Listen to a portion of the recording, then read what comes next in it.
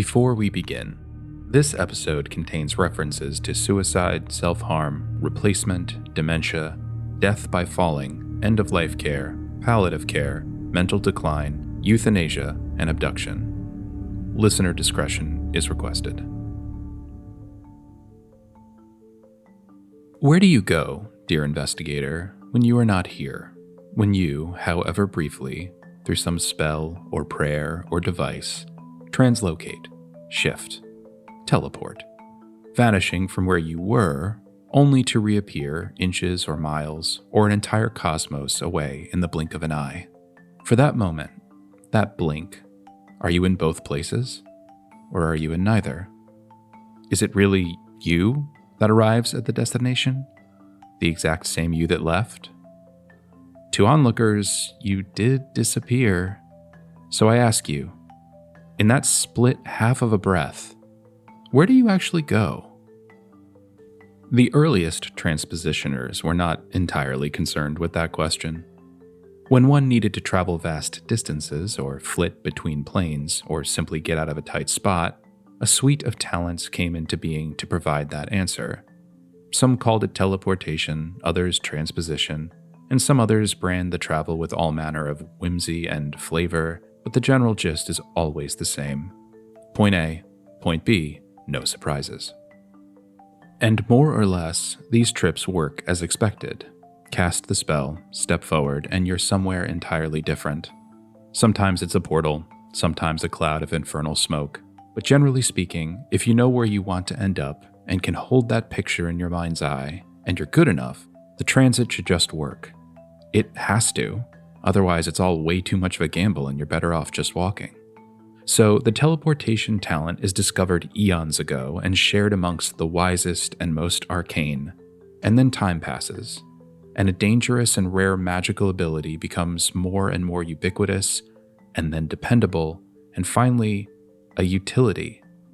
It's taught in every wizard academy and bardic university. You can pay for scrolls of planar motion by the half dozen. When magic becomes invisible to our everyday, it perhaps ceases to be magic and becomes more mechanism. And that mechanism is only interrogated when something goes wrong, when the traveler doesn't arrive at their destination, or worse, arrives incorrectly. That's when it's seen as dangerous once more. But there are many people out there who do not want to see teleportation as dangerous. They have built lives or reputations or businesses on the effect just working. And if that's called into question, so many pieces of the puzzle that rely on fast, arcane transport fall out of joint. So, dear investigator, there is a great interest in not exploring the albeit small number of stories wherein people have cast the spell, stepped through the portal, and vanished forever. How many times have you, dear investigator, been whisked away through the ether? How many times have you skipped the journey to arrive at the destination? In the earliest days, the mages who pioneered these abilities found that they would always exhale when they arrived at their endpoint. Even if they hadn't breathed in when they departed, even if they were underwater or in the planar space and could not have possibly drawn a breath, they would always exhale once they got where they were going. So I ask you, where did that breath come from? What was in their lungs? This time on Alchemy Investigations, we explore a series of seemingly unconnected anomalies in the world of magical transposition. These errata, collected by our colleagues at R.U.E, the Registry of Unexplained Encounters, under the collective file R.U.E 3251, or the Passenger Accounts, attempt to reconcile unexpected arcane transportation phenomena, from travelers missing time, or worse, simply missing, to a guild of teleporting couriers now taking out hazard insurance in secret, to the ravings of one of the first mages to ever make that conjurative leap, whose ghost warned us of something out there between the start and end points of the shortest journey imaginable. So I will ask you again, dear investigator, when you make that leap, where do you actually go? And in that half moment between two places, that liminal space which fills your lungs with a breath you never took, what if something is already there? And what if it's always been there? And what if it's just now starting to take notice of our mystical trespasses, laying in wait in the journey you worked hard to avoid? Because after all, where are you when you are nowhere? And more importantly, who? Stay tuned, investigators. Greetings, investigators. With you again is Ichabod M. Groster, lead dispatch for Alchemy Investigations, the realm's foremost private investigatory body. Tonight, we offer another in a series of paranormal public service inquiries. These are not our normal mysteries in the sense that they can be solved by traveling to a specific scene of a specific crime and questioning witnesses. Instead, this episode and those like it serve as primers on some specific cryptid, monster, ruin, anomaly, or phenomena. It is our sincere hope that keen and thorough investigators will take note of these audio dossiers to stay current on what's mysterious and unexplained. Remember, a good investigator is inquisitive, and an inquisitive investigator stays alive. In tonight's file, we have once again partnered with the Registry of Unexplained Encounters to explore a rash of misadventures visited upon us by teleportation spells and abilities gone very much awry. And to start us off, we will travel mundanely to the island of Hikoma for a very well-known case, the temporary disappearance of High Arbiter Camille Gonzalez and the fallout from her mysterious return during the 15 Days War. And while parts of the Arbiter's story have been preserved and repeated in arcane anthropology and political science lectures the realm over, there are some salient details that are often overlooked as they take place months after the initial disappearance. We believe that these footnotes paint a much more complex picture, casting a longer shadow than most realize. The setup for this story is the one that everyone is already familiar with. Teetering on the edge of war, the kingdom of Venic and its neighbor, the Republic of Hiphonia, were in a political stalemate over which group would rule the island of Hikoma, though it does go by other names in other tongues. Both groups claimed ancestral rights, and while trouble had been brewing for years, the violent death of Senator Rakshas Puck at the hands of a splinter group of druidic anarchists brought that simmer to a boil. In a last-ditch effort to find any amount of peace, Pax Ventus clerics on both sides of the conflict brokered a deal where the heads of both Hiphonia and Venic would meet with the legendary arbiter Camille Gonzalez to find a pathway to peace and hopefully prevent a very costly war. So, as two groups were about to escalate a conflict that would get a lot of people killed, Camille was brought in to settle things. The fateful meeting was set to take place at first light on the morning of the Hikomian sea harvest. Camille Gonzalez and 3 of her judicial aides would depart from the capital, using an incantation to transport themselves and a number of scrolls from the halls of justice to the meeting site on Hikoma Island, where representatives from both sides of the conflict awaited them. In the capital chambers, Gonzalez and her 3 assistants opened the glowing amber portal and stepped through. 4 people left, and a moment later, only 3 assistants appeared on the island. They stepped out of the arcane gateway into the Hikomian humidity, only to realize that they were down an adjudicator. Initially, the assistants covered for their mentor. Perhaps she didn't walk through the portal with them, maybe she went back for an important scroll or was waylaid at the last moment. But moments became minutes, and those became hours. And in the sweat and humidity of the island, the Hifonians accused Venic of sabotaging the talks. Swords were drawn. Blood was shed. It's an old story. By the next morning, thousands on both sides of the conflict lay dead, including the 3 judicial assistants. And as clerics and doctors combed the dead to see whom they could help and whom they could bury, a small rip in space and time opened up, and out stepped High Arbiter Camille Gonzalez, ready to begin the peace talks. Now a day late, and a few thousand bodies short. When the High Arbiter realized, in what I would imagine to be horror, what had happened, the mistake that had been made, she worked with the local clerics to resurrect her assistants at her own expense, and quietly left Hikoma by boat, as the violence, which became known as the 15 Days War, erupted around them.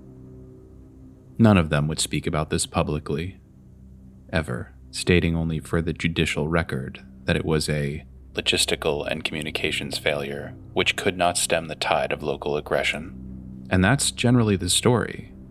The tale of Camille Gonzalez is known by some as a metaphor for being a day late and a copper short. It's actually known by most, at least in the now Hyphonian-controlled island of Hikoma, as divine intervention, indicating that the gods themselves wanted the war which saw the Hyphonian Republic victorious over their neighbors, so much so that they prevented Gonzalez's arrival.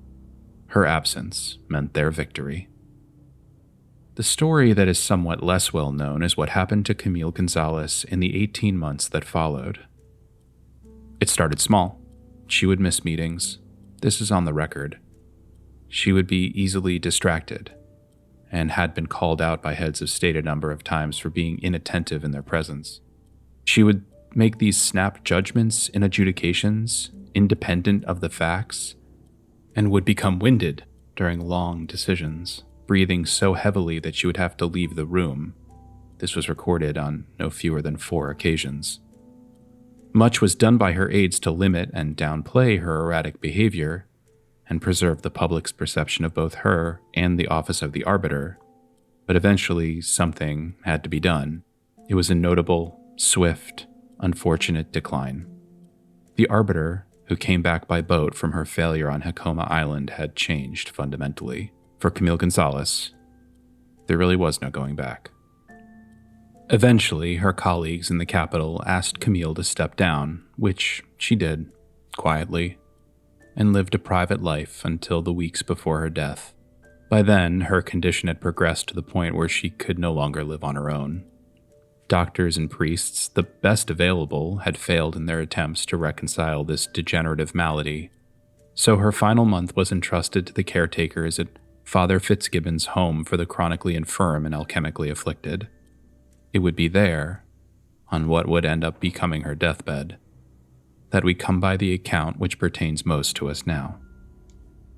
Knowing that the end was near and realizing that this would be their last chance to see their former mentor, Gonzalez's 3 former aides, the ones who died and were revived in Hikoma, made the pilgrimage to Father Fitzgibbon's, with the outward intent to celebrate their declining figurehead and see her off into the next life.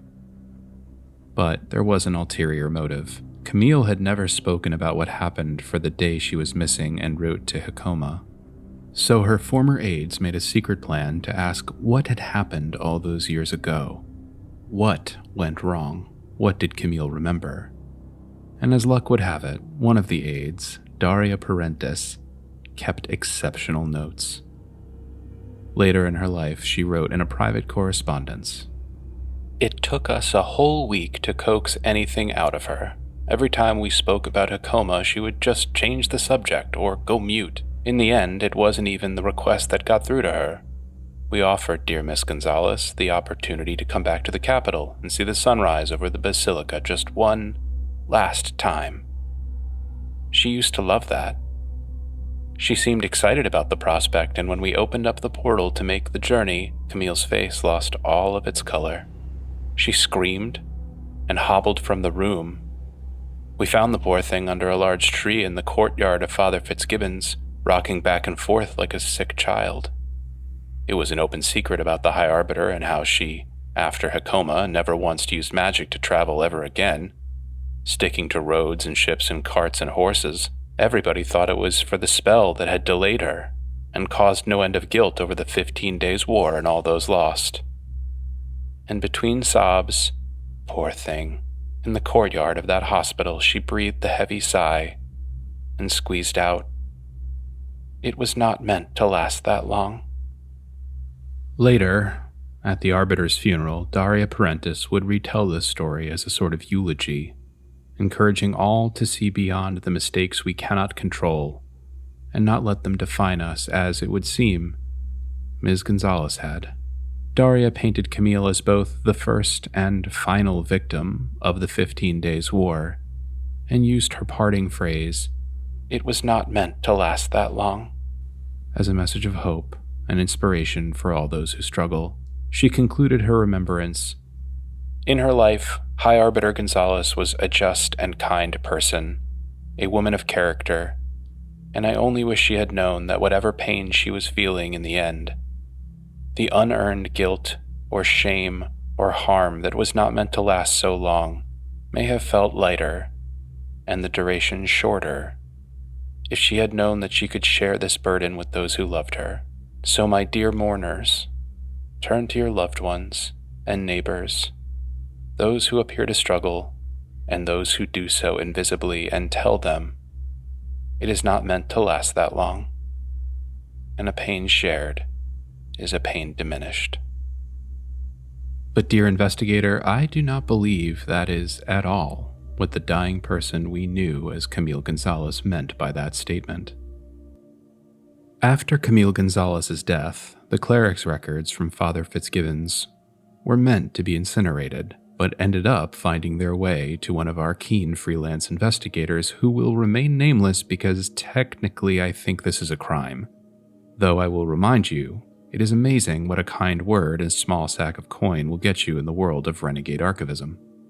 For the most part, the text is mundane and clinical, painting the portrait of a sad, broken person who spent her waking hours holding back what must have been unimaginable guilt and anguish growing inside her over the years, like a child or a parasite. She would talk to herself, sometimes in the common tongue, sometimes in unintelligible gibberish, oftentimes shouting at the top of her lungs and then getting out of breath. However, there were a notable number of security interventions in her final days, notable as she was an aging and infirm person, and her body was actively giving out. Almost every night, while apparently sleepwalking, the dying Camille would attempt to cast a transposition spell, the very same spell that failed her in her attempt to broker peace in Hecoma. This is important because she used to need the aid of scrolls and devices to cast this spell, but now apparently in her sunset could do so at will. When the orderlies would stop her as she was about to step foot into the shimmering opaque portal, she, half asleep in a somnambulistic rage, would scream desperately in what sounded like religious tongues. That is, it sounded that way to most of the staff. It turns out that one of the hospital's nightminders understood Old Crossic, a vestige from their time in school. Crossic is an ancient iteration of the current common tongue spoken in the Veldic region. The minder made a note in the file it was too peculiar not to document. Apparently, Camille Gonzalez's screaming wasn't without meaning. In the dead tongue, which by all accounts Camille did not know, she kept repeating two words, Nephrasa, which means to cut away the dying husk, and Noptasis, which means home. This is only compounded by another staff note from what would be Camille's final night amongst the living. Apparently, the Nightminder, whilst pulling the former High Arbiter away from the portal she had just incanted, heard a distinct noise coming from the rip in space and time. The note in the file said that it sounded like a very distant bell, akin to the kind ships use at sea when it's dark out and they're nearing shore.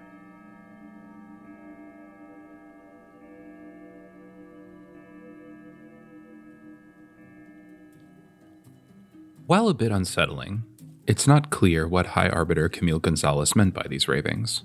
The mind, when under tremendous pressure, can certainly seem unhinged to the rest of us, and she was sick and at the end of her life. Still, there are some at R.U.E who believe that this is evidence of some kind of planar transjunction, or what might commonly be referred to as stowing away, like trespassers on a sailing ship. These escape attempts would happen when Camille's waking mind fell asleep, and she was, perhaps, less guarded, more open to suggestion. The current fringe theory, which I cannot say I fully support, is that for whatever reason, something or someone hiding in the space between the departure and the arrival of the failed Hecoma teleportation event waylaid the High Arbiter and changed her, or replaced her, or infected her, depending on who you speak to, stowing away and bringing itself back into our world. This caused a breakdown in her psyche and led to a premature death. The body is only meant to have so many souls, and the late-night attempts to initiate another portal was this stowaway trying to return home. But again, these are unsubstantiated theories based on documents stolen from a palliative care hospital, so take them with a grain of salt.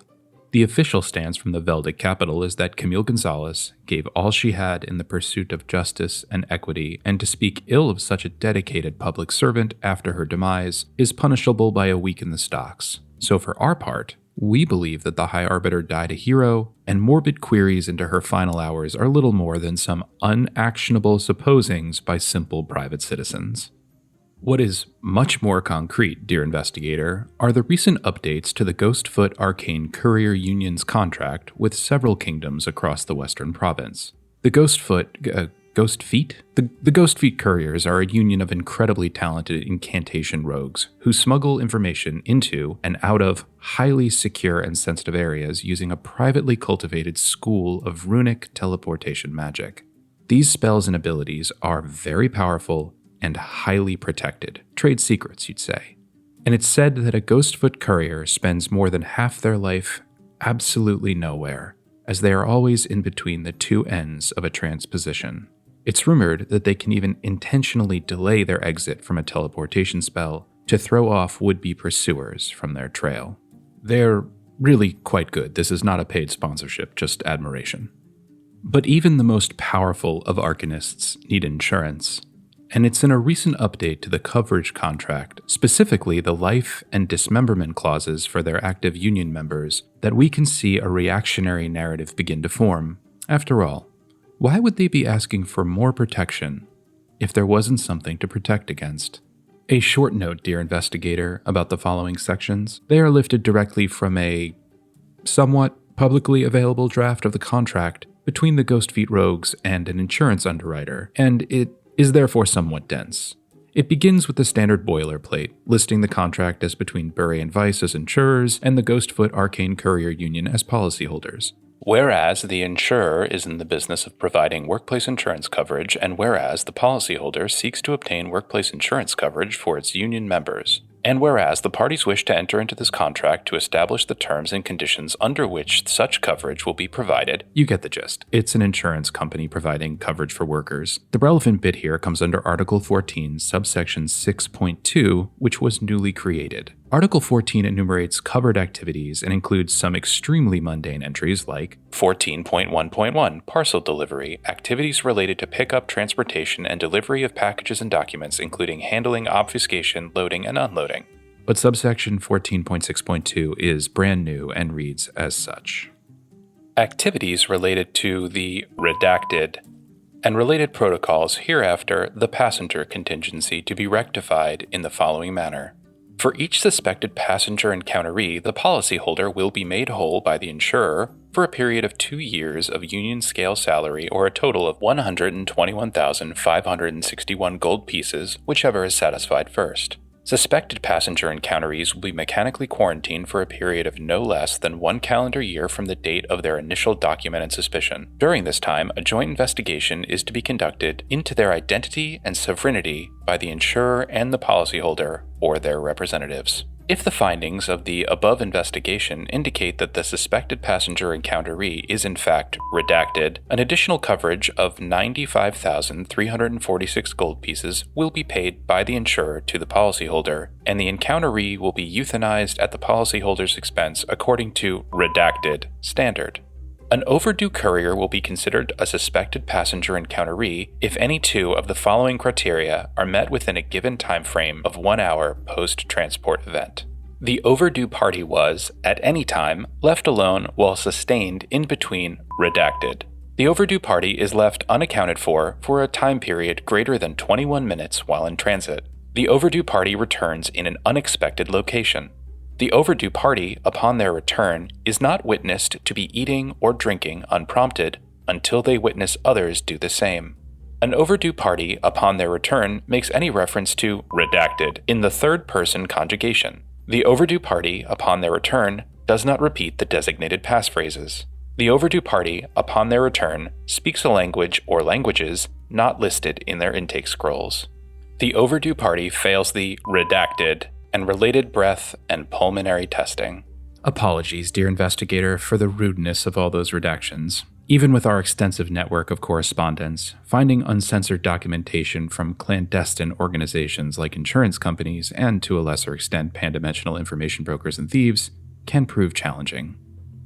What this does illuminate is the notion that something is happening in the space between magical movement to the ghost feet couriers, a type of uncanny interdiction, so much so that it needs to be formally addressed for the safety of a workforce, I would remind you, whose job is predicated on entering and exiting highly fortified and dangerous locales. These are the same arcane couriers who replaced the staff of inexorable rigor with a fake whilst it was being held by the undead archmage Garatus the Discourteous. They are no stranger to hazard pay, but this talk of quarantine protocol, euthanization, and of markers for launching an investigation, it's not what you would do to protect an individual from danger.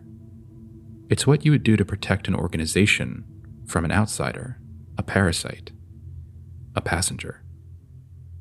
Recently, one of our correspondents with connections to the Kingdom of West Halig noted that the Ghost Feet did not renew their operations contract for this season.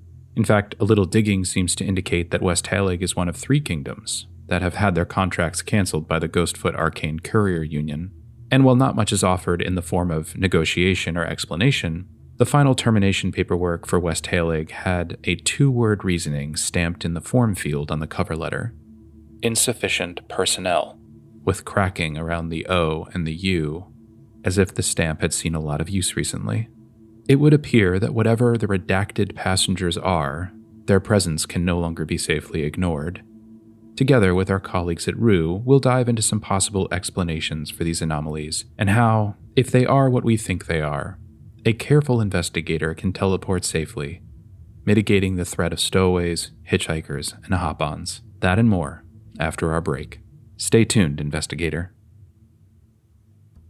This episode of Alchemy Investigations is brought to you by Harbinger Grove Tome Sellers and their soon-to-be-published bestseller, Painting Portents, The Visions and Veil of Dame Zaxxon Miswit, an upcoming, enthralling, and inscrutable biography from acclaimed author Dr. Naomi Uvash concerning the reclusive art dealer Zaxxon Miswit and the strange, precognitive predictions found within their labyrinthian collection of paintings, tapestries, manuscripts, and objets d'art. As one reviewer raves, part biography, part prediction of the end times, I simply could not put this grimoire down. The book would not allow it. So, dear investigator, pre-order your copy today anywhere fine Harbinger Grove tomes are sold, and find yourself amidst an unfathomable excursion into Miswit and wisdom.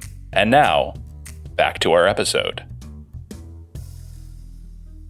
Finally, dear investigator, I would like to tell you a story. One that hopefully gives a bit of context through its margins. I love stories that are typically footnotes in larger and more important narratives. The kind of thing you would see referenced in an academic or alchemical text, and then used as a jumping-off point for the author's real work. But very often, it's those endnotes and errata where the real mystery lives. Euclid the Inconsistent was a brilliant conjurer of the nameless epoch. He was one of the original Oryx Talentia wizards, many of whom are responsible for the spells and abilities that have become all but mechanically ubiquitous to us now. The basic building blocks of social magic that were captured from the gods. Together with his band of mages, Euclid held back the invasion of Igras Nost, defeated the skeletal armies of Serra the Everkind, and for our purposes, made impressive contributions to the field of magical motion. Before Euclid, teleportation incantations were incredibly dangerous and usually reserved for those in the tightest of spots or those wishing to hasten their own demise. However, through careful and methodical study, Euclid was able to investigate certain properties of these abilities and make some of the most valuable breakthroughs this realm had ever seen.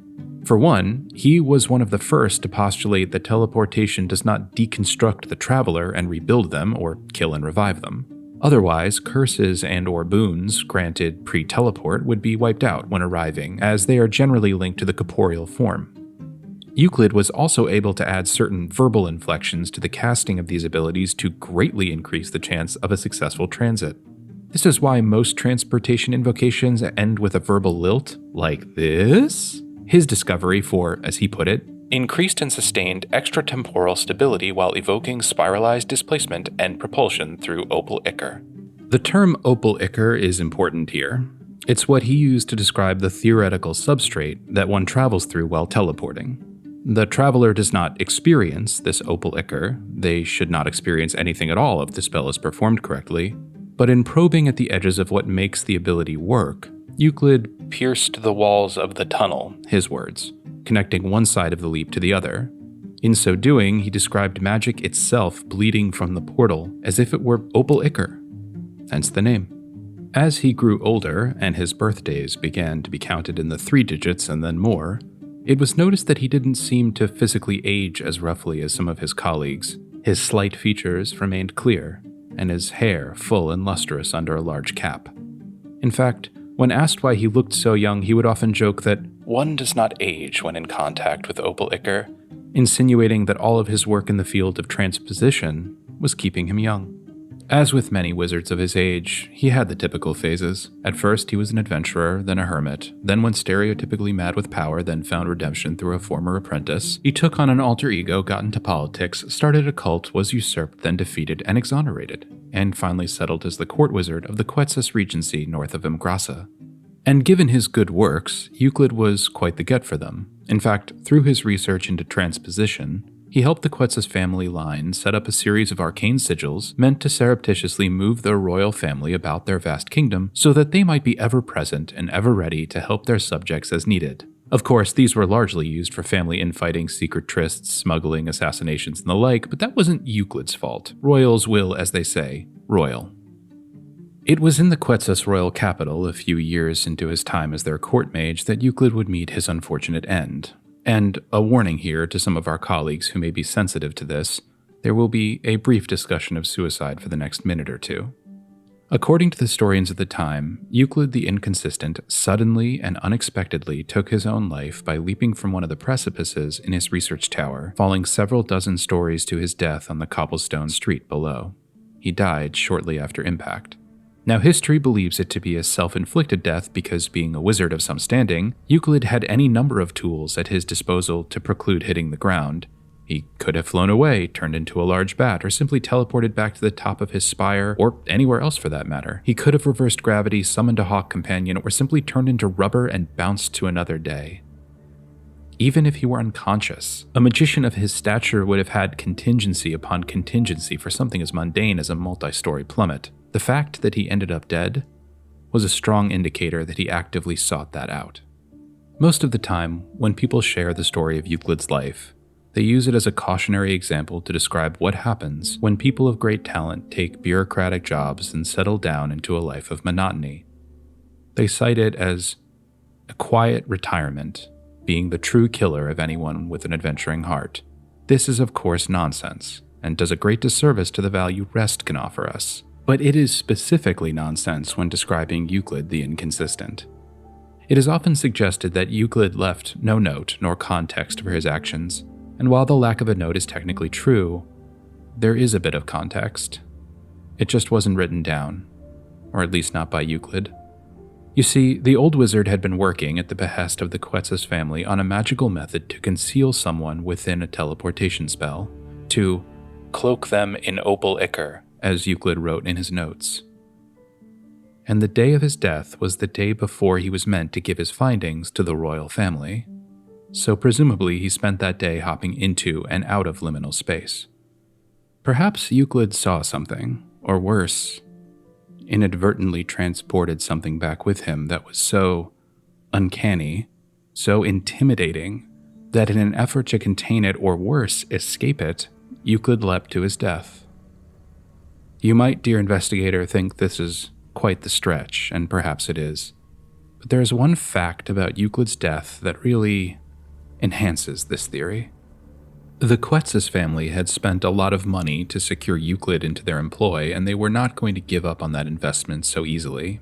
A little thing like death could be remedied, so they arranged for a resurrection with the court's clerics. Without getting too far into the ontological weeds here, for any resurrective magic to work, the target's spirit, soul, essence, whatever you want to call it, needs to be accessible and most importantly, willing. That's what the clerics used to reinstate the mortal form. But when the Quetzas clerics tried to revive the physical body of Euclid the Inconsistent, they ran into a wrinkle. And when reporting back to the royal family on their charge to reawaken the soul inside Euclid's body, they could only ask, which one? The high priest of the Quetzal's court had found not one but two spiritual entities bound to Euclid's battered form. This gave the resurrective arcanist some amount of pause. Cramming the wrong soul back in a body is generally frowned upon, as it is typically a precursor to unmitigated catastrophe. And as far as anyone knew, the wizard should only have had one soul in his wizened body, so where, pray tell, did this additional passenger come from? Now, of course, Euclid the Inconsistent had lived a long and storied life as a magical being. He had seen some things, and there is no telling what kinds of spells and rituals he had undertaken and encountered. It's amazing that he persisted as long as he did with the traditional number of fingers, let alone souls. But this situation was not done evolving, and it was about to go from bad to worse. The clerics worked for 3 days on Euclid's body, fighting the fight against decay and conducting ritual after rite, attempting to ascertain the nature of who was who and what was what. Until finally, a specialist from the regional synod was brought in to communicate with the now-dead Euclid, reaching out to the spirits inside of him for a fact-finding seance. It should be noted here that even though they were able to communicate with the deceased Euclid, and whoever else, it was not a resurrection in the traditional sense. These sorts of seances use a third-party vessel, typically a scribe or lesser priest in the order, to temporarily hold the deceased spirit, or spirits in this case, and permit the spirit's use of the vessel's voice. In appearance, this looks very much like a traditional possession, but with precautions in place so things do not get too far out of hand. The seance was not, unfortunately, recorded verbatim, but afterward, the visiting high cleric from the synod, a person by the name of Altus R.U.E, wrote their account, which was published in the synod's archives. It reads, "The deceased was temporarily communed through the power of our goddess at midday and was asked as to the nature of his spiritual surplus. The poor Euclid did not, at first, know what was being asked of him. He tried to recount his final moments, mentioning something about a visitor to his chambers, but was constantly interrupted by a great and urgent need to draw breath and exhale, sharply, as such."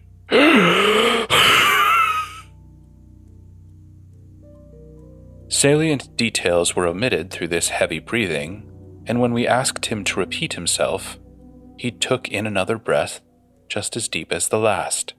The wizard became distressed as the ritual began to wane, the connection severing. Knowing his time was growing thin, he paused, forcing out all of the air from the poor vessel's lungs, and whispered in a hoarse, borrowed voice, "Burn my corpse, you fools," and was thus made silent. The visiting cleric conveyed this to the royal family, and after some initial disagreement, Euclid's final wish was granted at the insistence of the synod, and he was cremated, never to be contacted or returned to this mortal world. The history which surrounds this story paints the seance's effects as faltering due in part to the precarious nature of Euclid's soul duality. In death, as in life, he was ever inconsistent. Some, including members of the Quetzal's royal family, even allege that the clerics misconducted the ritual. But dear investigator, I have a different theory. I have heard this story a number of times from different historians and bards, and each time I get caught up on those deep, unfortunately timed breaths that Euclid kept taking. I do not think that they were a malfunction of the ritual, but were instead a type of communication in and of themselves. It's just that Euclid wasn't the one communicating. Something, or someone, was intentionally forcing the old wizard, and by proxy, the vessel, to be silent at very specific moments, forcing the vessel to draw breath instead of speaking, interrupting, censoring, and preventing the dead wizard from saying too much about what he saw in his final moment. I think two people were speaking at that seance, one through words, and one through silence. Because there are two things we know for certain. Spiritually speaking, even in the afterlife, Euclid the Inconsistent was not alone, and silent partners are never really silent. One final note here, investigators. A linguistics lesson. The old Crossic word for breath is anomia, which quite literally translates to imparting life. In many ways, we see the act of living as the act of breathing. Oftentimes, our first act upon this plane is to draw breath and let out a wail just as we are born. I have to wonder, dear investigator, is something similar not happening here? Somewhere between the spell and the effect, between the incantation and the teleportation. Are we taking our first breath somewhere else? And if so, are we bringing that back home with us, smuggling some foreign and unknown ether in the very heft of our lungs, only to release it out into the world when we return and exhale? And I cannot stop thinking about this. Is that all we're returning with? Or are there other passengers from the Opal Ichor hiding within us, waiting to be released? I sure hope not. What I do hope, dear investigator, is that the preceding stories have helped to illuminate some of the specific issues underpinning these strange transportational anomalies. A wary traveler is a safe traveler. And of course, we at Alchemy Investigations do not mean to insinuate that all magical transport is wholly dangerous. Given roadside bandits, underwater superfauna, and roving gangs of accosting drakes, teleportation remains the statistically safest means to cross any large distance. But if you do decide to touch the Opal Ichor, as old Euclid would say, be mindful that it is really you who returns, and returns alone. Perhaps this is where the old wanderer's saying comes from. Travel far, travel quick, return alone. That's the trick. To wit, the Registry of Unexplained Encounters has provided a list for the ever-vigilant traveler. The following are items to bear in mind when traversing the realm. While none of these are ironclad rules, if you experience one or more of the following phenomena, please do report the experience to your local Bureau of Arcane Transposition office. There you can fill out a BAT form and have your experience logged for the record. If you or your traveling companions experience lost time between the initiation and conclusion of a teleportation spell, ritual, prayer, or ability totaling more than 7 seconds. If you or your traveling companions report consistent, repeating, visual, or auditory sensations while being magically transported, especially if those sensations include the feeling of being touched or watched.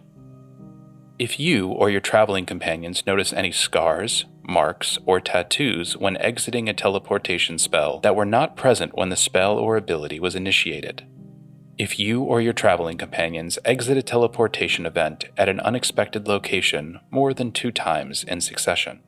If you or your traveling companions attempt to cast or activate transpositional magic while seemingly asleep or unconscious.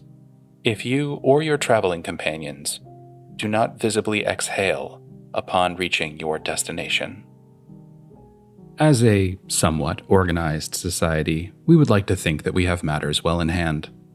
But the true bearings of magic remain largely mysterious to us, even to the most prolific of its practitioners. Every day we borrow power from forces we have yet to begin to understand, and use them to shave time from a long journey, or produce a campfire instead of chopping wood. But energy, they say, has to come from somewhere. And what if, dear investigator, every time we borrow that energy, we are incurring a debt? What if somewhere, someone has decided it's time to collect? Thank you for listening to tonight's episode of Alchemy Investigations, where we have shed some light on recent magical anomalies related to teleportation and travel. We have partnered with the Registry of Unexplained Encounters and offered some bellwethers on how to identify when these anomalies may be taking place. We are not, unfortunately, in a position to identify the root cause for these seemingly linked oddities, but we can surmise, from the list of corpses and vanished couriers, that whatever is waiting for us in the Opal Ichor either wants out or desperately wants company. For now, this has been Ichabod M. Groster for Alchemy Investigations. Farewell, investigators, and beware.